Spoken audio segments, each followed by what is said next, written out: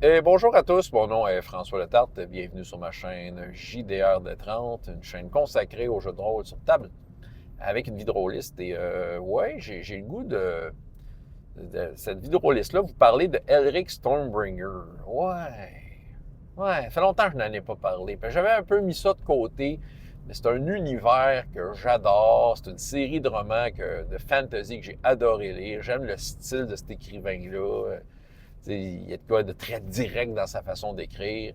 Vous connaissez peut-être pas. Si vous connaissez pas, avant de parler de pourquoi je parle de ça aujourd'hui, c'est un Michael Moorcock qui a écrit, c'est un romancier, je pense qu'il est encore en vie en fait. Puis que lui, c'est ça, il a créé un personnage, son personnage le plus célèbre, c'est Elric de Melniboné, donc c'est un endroit qui s'appelle les Jeunes Royaumes.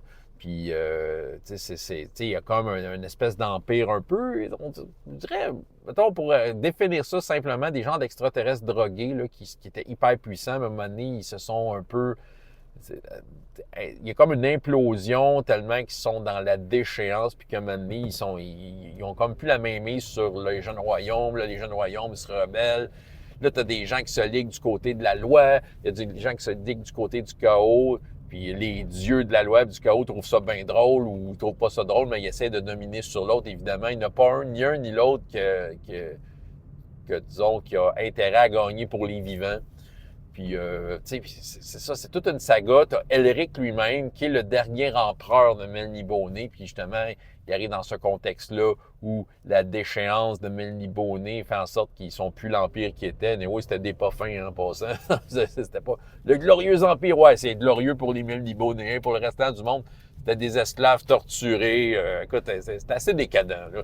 Puis Elric, lui, il naît, il est malade. Je veux dire, il est un albinos, il est faible, tout ça, mais il a sa fameuse épée Stormbringer, qui est un démon, en fait. Puis avec son épée, ben, s'il tue du monde, plus qu'il tue du monde, plus qu'il devient fort, puis c'est ça. Puis là, il arrive plein d'affaires, il va dans des plans parallèles. Il y a tout le concept du multivers de Michael Moorcock qui rejoint ses autres séries de romans. C'est capoté. OK? Moi, j'ai bien aimé Elric. J'ai pas beaucoup lu de ses autres affaires. Le monde m'a dit que Hawkmoon, c'était bon. Il y a du monde m'ont dit que, voyons, Écréosé, c'était super bon. En tout cas, je pense que c'est Écréosé. Ou c'est Prince, quelque chose. En tout cas, bref, il y a eu certains... Il y a beaucoup d'univers. Là, fait que, tu veux lire comme de la weird fantasy psychédélique et noire en même temps, Michael Moorcock. Puis aussi, Michael Moorcock, cet auteur-là, ce qui fait que c'est sûr que je me sens appelé, c'est qu'il a écrit pour des bands heavy metal, des tunes, entre autres pour Motorhead. Il a écrit des choses pour Motorhead. Il était bien ami avec la gang d'un groupe qui s'appelle Hawkwind, qui est un groupe de rock psychédélique. Puis il y a même un album complet dédié à cet univers-là. Je pense que ça s'appelle Tales from the Black Sword, évidemment en faisant référence à Stormbringer. Ouais. Puis Stormbringer, peut-être parler avant de parler de qu'est-ce qui m'a amené encore une fois ici. Ben, tu sais, c'est un jeu de rôle qui a marqué son époque, début des années 80 en France. Ça marchait fort, mais c'est parti en Angleterre. C'était Ken Saint-André qui avait fait ça, le gars qui a créé Tunnels and Trolls, entre autres. Puis qui avait pris l'univers d'Elric, il a mis ça avec Basic Role Playing. C'était Chaosium qui publiait ça. Puis il y a eu plusieurs itérations avec le système à pourcentage. C'est comme ça, moi, que c'est à travers ça, en fait, que j'ai connu Elric et Stormbringer. Puis là, après ça, il y a eu des adaptations. Il y a eu d'autres jeux de rôle que Chaosium dans les années 80, semblerait d'Elric, mais bon, ils ont quand même pas marché. Moi, j'ai plongé dans le monde d'Elric en tant que meneur de jeu avec la troisième édition de Donjons et Dragons, parce que dans le temps, le système des 20, justement, l'open license, mais tout le monde faisait de quoi. Fait que Chaosium avait fait la version Elric en troisième édition. J'ai eu du fun avec ça pas mal, jusqu'à temps que je voyais que les joueurs à haut niveau faisaient que ça ne ressemblait plus à du Elric. Fait qu'il y a eu d'autres choses. Mongoose a repris ça avec un système de pourcentage qui était un peu similaire à Chaosium avec des twists différentes. Il y a eu les Français, les Sombres Projets, je pense que ça s'appelait, qui avaient fait Mournblade, qui est le nom de l'épée sœur de Stormbringer, puis ils ont fait un système complètement différent. Puis, je sais que dernièrement, il y a un jeu qui n'est pas directement Elric, mais qui souvent on faisait référence à ce jeu-là, disant « Hey, pour jouer du Elric, c'est bon. » C'est le Black Sword Hack de Kobayashi qui a eu du succès, un jeu avec une tendance OSR. Cela dit, C'est un univers de fiction qui, quand le jeu de rôle est arrivé, ça fitait parfaitement avec le jeu de rôle, c'est ça. Et moi, j'y ai joué, j'ai été meneur de jeu, j'ai rêvé. Je me suis dit, ah oui, tu plein d'aventures dans cet univers-là, ça serait cool, j'aime ça, c'est tordu, comme je dis, c'est décadent, c'est tordu, c'est extrême. La religion, c'est super clair là-dedans, en tout cas, m'a dit, s'il y a bien, s'il y a, tu sais, des fois, là, les panthéons là, de religieux, tu te perds un peu, tu sais pas trop sur quel pied danser par rapport à un Dieu, qu'est-ce qu'il veut pas, mais ça a le mérite d'être clair. C'est chaos ou la loi. Puis à travers ça, tu as la neutralité qui est pas vraiment des divinités, mais de ce que j'ai compris, c'est plutôt comme une manière de vivre et d'être, mais qui est très difficile à atteindre. Bon, et là, mon gros exposé est fait. Qu'est-ce qui m'amène à vous parler d'Elric? Pourquoi, là, j'en parle avec autant de fougue et de passion? C'est qu'il y a deux éditeurs qui disent qu'ils vont sortir des jeux d'Elric. C'est ça, c'est Coup Critique qui a partagé la nouvelle. Goodman Games, ils vont faire des modules dans l'univers d'Elric compatibles avec Dungeon Crawl Classic. C'est la 5e édition de Donjons et Dragons. Donc, les joueurs de 5e édition qui sont si nombreux, ben, vont pouvoir avoir peut-être un avant-goût de ce que c'est d'être dans les Jeunes Royaumes, mais j'espère que ces modules-là seront sans pitié pour les joueurs, que les pactes avec les démons vont leur faire regretter de vivre, puis qu'ils vont juste souhaiter, quand ils vont être à 0 point de vie, de pogner 3 fois un fail pour faire les 3 strike 0, parce qu'ils vont trop souffrir. J'espère que ça va être ça, sérieux. Puis DCC, ben, Dungeon Crawl Classic, je sais que c'est justement tordu comme jeu, je pense que ça fit. Puis d'un autre côté, je me souviens plus, Free League, ils vont faire de quoi avec Dragonbane? Je pense une petite saveur, vieille école aussi, qui peut marcher avec Stormbringer, tu sais, pour ce que je sais de Dragonbane. Je trouve ça le fun de voir que des jeux, cette licence-là, en fait, va vers des jeux qui ont un certain rayonnement, plus particulièrement 5e édition. Je dirais, la 5e édition, c'est ça l'affaire, c'est parce que la 5e édition, c'est tellement vaste, tout ce qui sort pour la 5e édition, qui n'est pas une affaire de Wizards of the Coast, ça va peut-être passer tout droit. Mais c'est ça, mais en même temps, sauf que les fans de DCC, les fans de Dragonbane, eux autres, ça va être porté à leur attention plus facilement parce que, bon, ils vont s'intéresser à tout ce qui sort de leur jeu, puisque c'est pas le même volume que pour la 5e édition. Mais là, cet univers-là va être présenté à des joueurs. Écoute, là, c'est là qu'il arrive.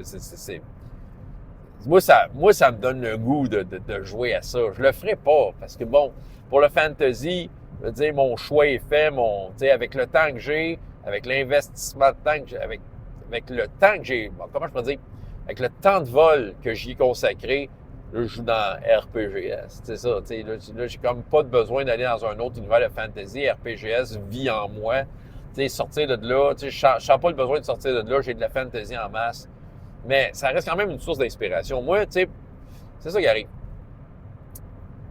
Je pense que c'est ça, Elric Stormbringer, c'est vraiment une grosse source d'inspiration pour moi quand je viens pour la fantasy. Quand je fais des personnages en tant que joueur, quand je suis meneur de jeu, ce que je mets comme intrigue, comme adversité, comme affaire péter, ça va venir d'Elric Stormbringer. C'est ça. Pour plus comme l'installation de l'univers de jeu, souvent, l'imagerie que j'ai, c'est la quête de l'oiseau du temps, bande dessinée que je vous parle une fois de temps en temps. Mais quand il vient le temps de faire des intrigues pétées, c'est Elric Stormbringer. Fait que, tu sais, moi, dans le fond, c'est mes deux univers. Et puis si on me posait la question, pour me sûrement poser la question, puis je sais pas si c'est ça que j'ai répondu, mais c'est mes deux univers comme d'inspiration dans la fantasy. Si je m'en vais là, tu sais. On peut dire, malgré qu'il y a des jeux qui sortent, c'est très facile de prendre les principes d'Elric Stormbringer, mettre ça dans n'importe quel jeu. De dire, il y a de la high fantasy, c'est ça. Mais, tu sais, qu'est-ce qu'il faut faire? Il faut regarder qu'est-ce qu'on peut faire au niveau de pacte avec des démons ou des êtres surnaturels du genre. Il y a beaucoup de ça dans Elric Stormbringer. Tu sais, dans le fond, souvent, la magie qu'ils ont accès, c'est qu'ils font appel à des démons. Tu sais, bon, Ariok, qui est comme un dieu du chaos, qui est comme le patron d'Elric. Fait que, tu sais, dans le fond, c'est de faire en sorte que ton dieu, sans être d'éclair, là, mais tu sais, ton dieu va comme un peu te donner des pouvoirs à travers, tu sais, c'est des objets magiques et tout ça. C'est de se lâcher lousse avec des créatures qui n'ont pas de maudit bon sens. C'est ça, tu sais. C'est parce que les créatures du chaos, il n'y a rien de plus épeurant. Les créatures de la loi sont plates. C'est ça. Mais des fois, c'est tellement plate que ça en est dangereux et c'est ça. Parce que la loi, si la loi règne dans votre monde, c'est qu'il n'y a rien. Tout goûte à rien, tout est plat, il n'y a plus de relief, il n'y a plus rien.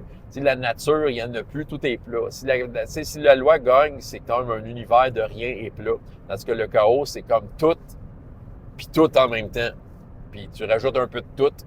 Puis c'est ça. Puis quand tu lis les romans, c'est ça que tu vois. Là, les descriptions sont complètement folles là, du monde altéré par le chaos, là, qui deviennent des espèces de vers poilus avec des visages dedans. Puis tu sais, c'est digne d'un bon film d'horreur, de créatures dégueulasses. C'est ça. Tu peux instiller ça. Tu sais, si tu veux, Elric de Melniboné, si tu veux instiller quelque chose aussi, c'est d'avoir justement ce fameux empire très puissant qui s'en va. C'est une occasion incroyable pour les autres nations qui étaient probablement soumises par cet empire-là, de dire, OK, hey, ils sont plus faibles, on y va, on essaye d'aller leur voler des trucs, ce qui mène à des aventures qui n'aura pas de maudit bon sens, parce que probablement que dans le domaine de cette nation-là, cette nation puissante-là, il y a des restants d'affaires qui n'ont pas de maudit bon sens qui les attend. Puis aussi, ouais, puis les changements de dimension, les changements de plan.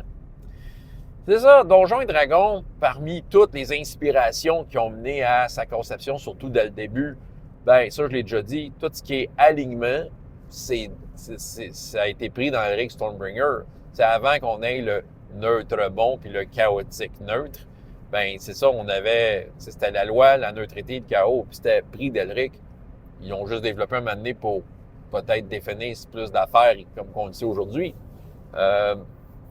Puis c'est ça, tout ce qui était changement de plan. Quand il a fermé dans le temps de première édition, il a fait ça le Manual of the Planes. Ben c'est ça. Ça, c'était dans Elric Stormbringer. Ouais, il y a moyen d'amener ça. C'est ça qui arrive. Il y a des jeux officiels sur jouer dans cet univers-là. Mais je pense que c'est d'instiller ça. Puis je pense que c'est ça que je fais par la bande.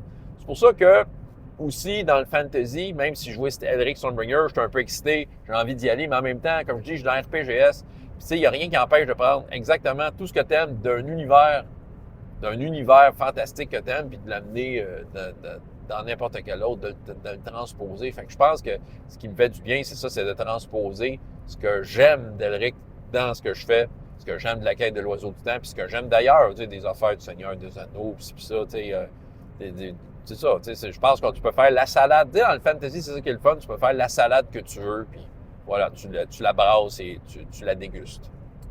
Fait que c'est ça, du nouveau stock pour Elric Stormbringer.